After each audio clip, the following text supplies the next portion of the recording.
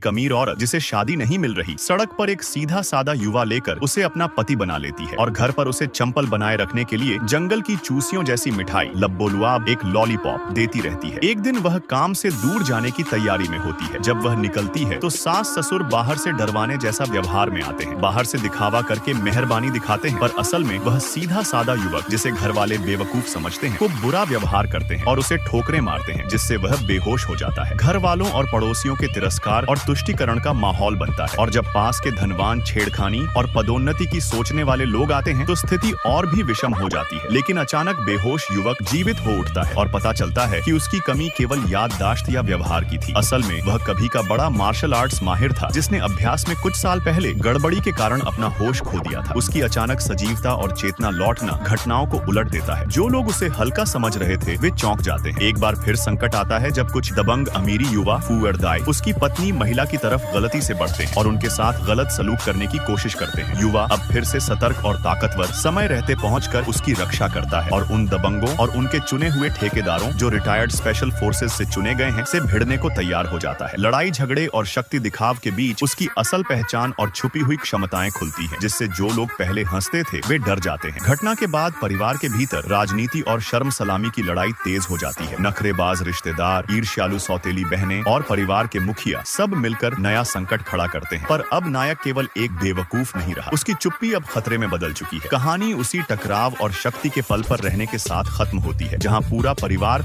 और सामाजिक ढांचा उसकी असल पहचान के सामने झुकने लगते हैं।